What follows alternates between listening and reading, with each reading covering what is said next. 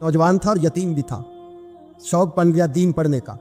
महल्लेदार इलाके वाले कहने लगे कहाँ से कमाएगा, ना बाप है ना माँ है ना घर है, कहाँ से। हजरत रूमी कहते हैं नौजवान ने जंगल में झोंपड़ी लगा ली। वहाँ वो सुबह मदरसे जाता, शाम को जंगल में रहता, वहाँ अल्लाह अल्लाह करता, सबक याद करता।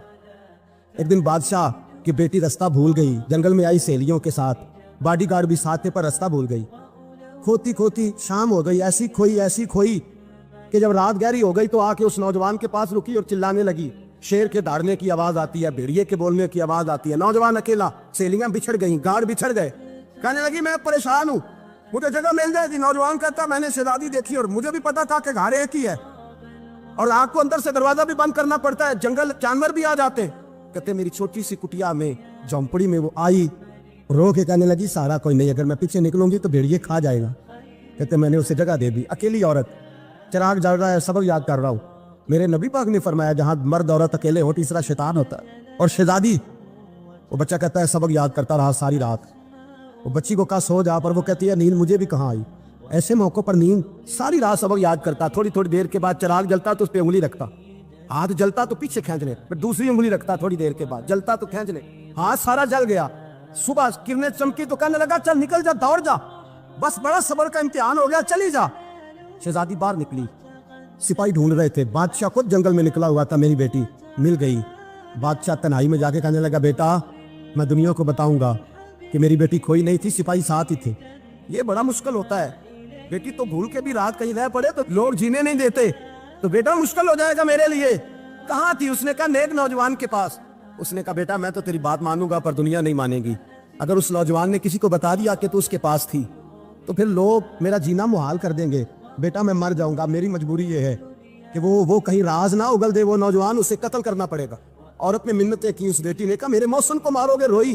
पर वो कहने लगा मैं बादशाह हूँ, मेरा अपना वकार है, मैं उसको छोड़ नहीं सकता। गिरफ्तार कर लाए सिपाही। वक्त तय हो गया सजा का।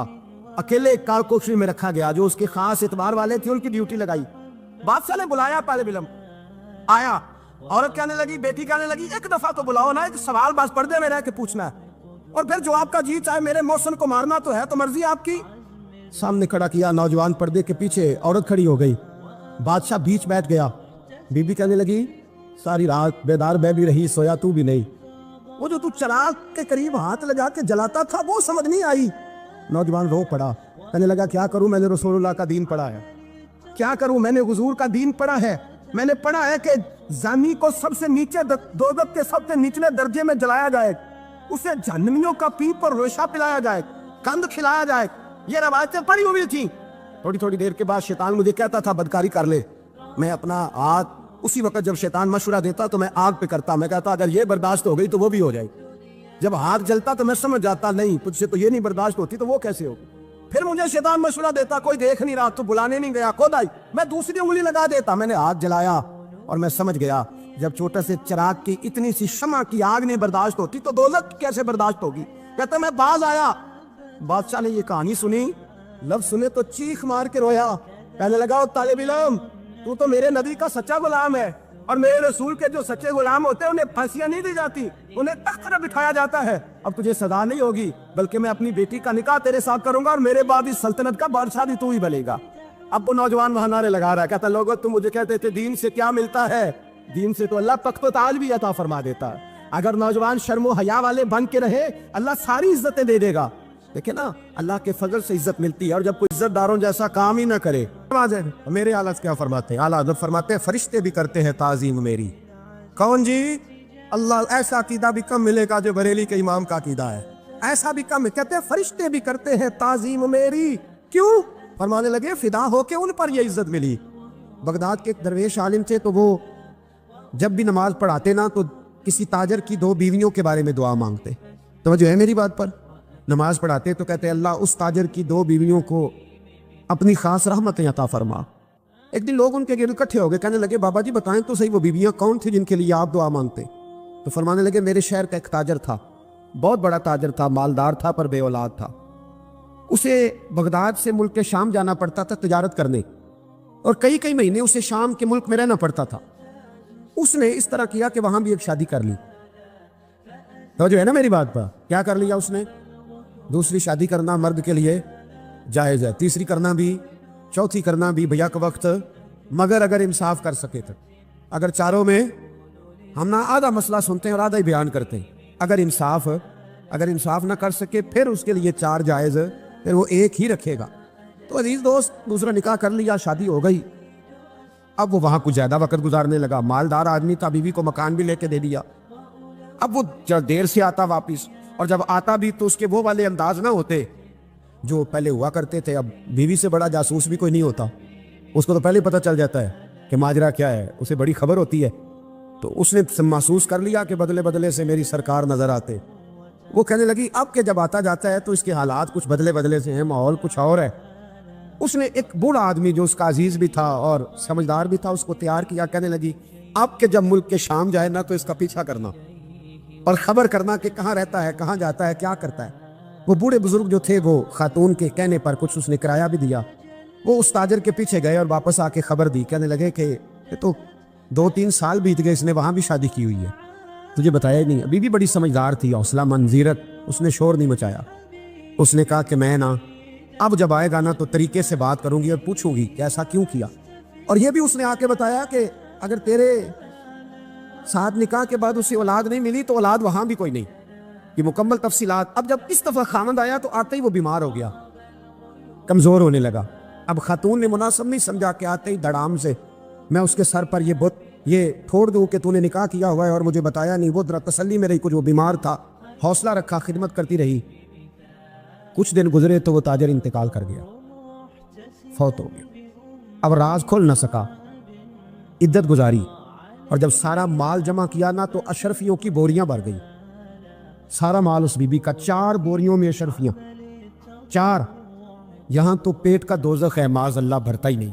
हाल में मजीद, वो जो कहते थे ना कि बस बाहर चला जाऊं और बाहर मैं कुछ थोड़े से पैसे कमा के 2-3 साल में लौट आऊंगा, फिर यहाँ आके कोई कारोबार करूंगा। वो गए हैं तो वापस नहीं आए। वो जो कहते थे ना बस मैंने इतना सा कारोबार करना है कि मकान बन जाए, उन्होंने 4 मकान भी बना लिए हैं, लेकिन बरेक हल में मजीद की दौड़ है। अब 4 बोरियां उस औरत ने छुपाए रखी। कोई बंदा नहीं जानता बगदाद में कि मुल्क के शाम में ताजर की दूसरी बीवी भी है। जब वो फारिग हुई तो उसने उस बूढ़े जासूस को फिर बुलाया और 2 बोरियां ऊंट पे रखी, खुद भी साथ बैठी और मुल्क के शाम गई। अल्लाह अकबर। वो बुजुर्ग कहते हैं मैं ऐसे नहीं दुआ करता। उसको जाके कहने लगी मैं अकेली वारिस नहीं हूँ, आधे की वारिस तू भी है।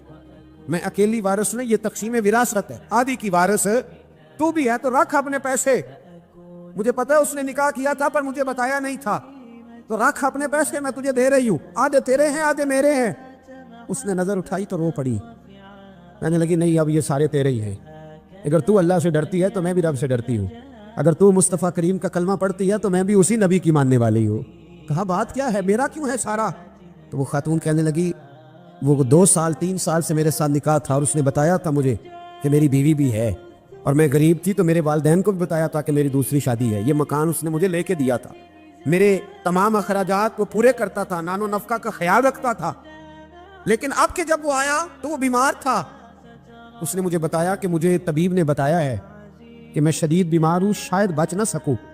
तो कहने लगी वो मुझे कई लाख रुपए भी दे गया और जाते दफ़ा मुझे तलाक भी दे गया, फारिग कर गया। कहने लगा तू जहाँ चाहे मेरे बाद निकाह कर सकती है।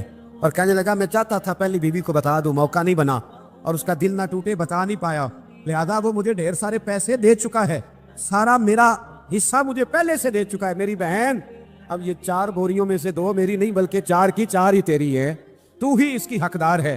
तो बुजुर्ग कहते हैं मुझे बताओ जिनके अंदर इस किस्म के तकवे की झलक हो उनके लिए हर नमाज के बाद दुआ मांगनी चाहिए कि नहीं मांगनी चाहिए?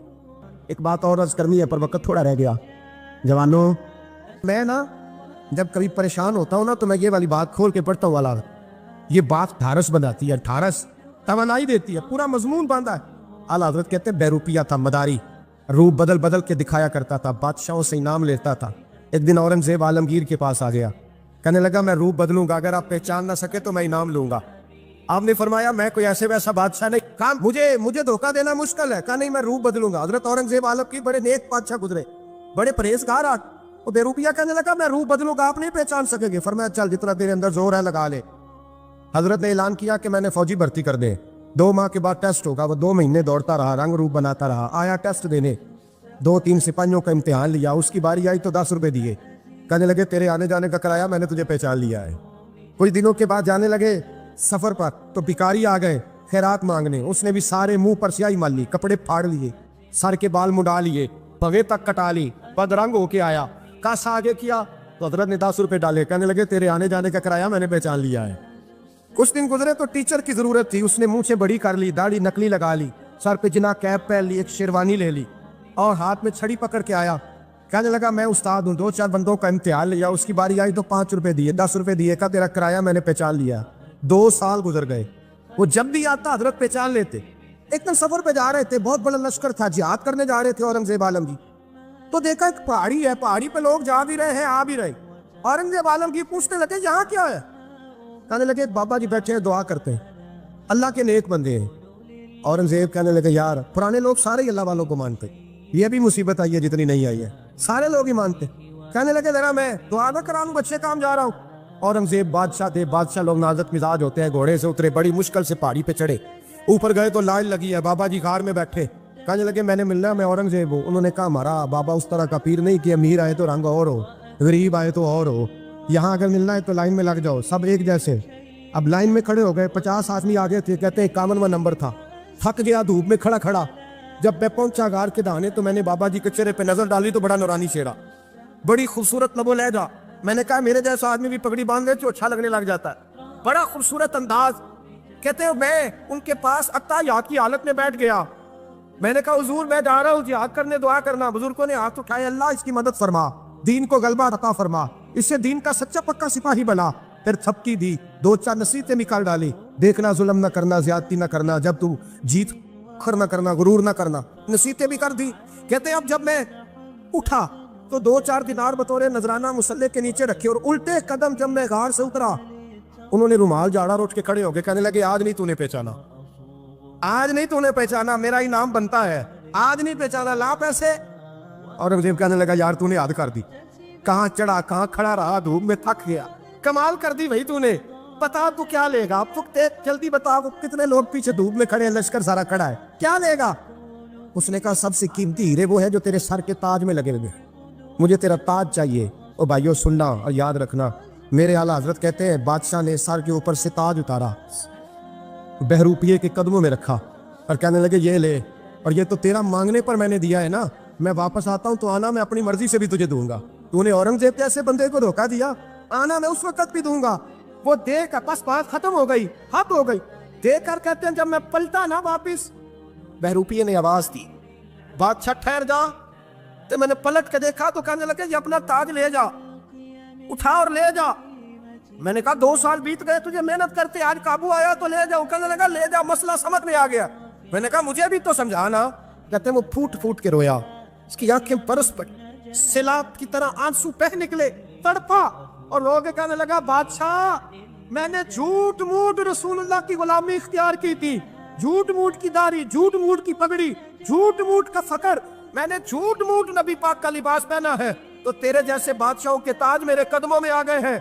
अगर मैं सचमुच रसूलुल्लाह का गुलाम बनूंगा तो अल्लाह क्या कुछ अता फरमाए, अल्लाह कितनी नेमतों से नवाजे। हमें हजरत उमर के जमाने में ना एक नौजवान था, नेक था, मस्जिद जाया करता था रात को, तो मस्जिद जा रहा था तो रास्ते में एक औरत ने दावत गुनाह दी, इब्ने असाकर ने इसको लिखा है।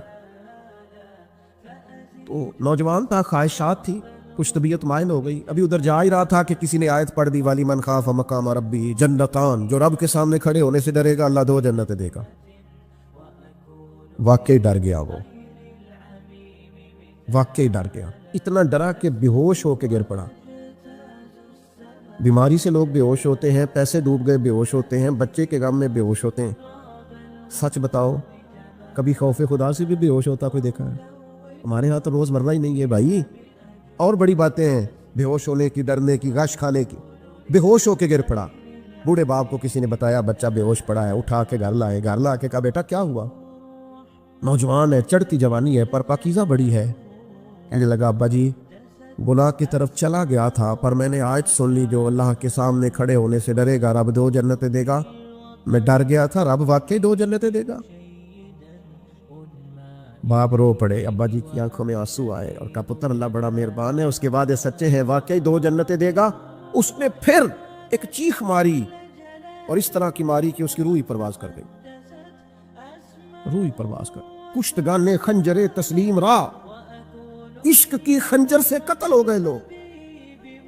صبح حضرت عمر کو پتہ چلا کہ انہوں نے تو رات جنازہ بھی پڑھ دیا، تدفین بھی کر دی۔ جناب عمر فرمانے لگے اتنا نیک نوجوان خوف خدا سے دنیا سے چلا گیا، مجھے کیوں نہیں بلایا، میں جنازہ پڑھتا۔ فاروق اعظم فرما رہے ہیں میرا شوق تھا میں اس کا جنازہ پڑھتا۔ کہ حضور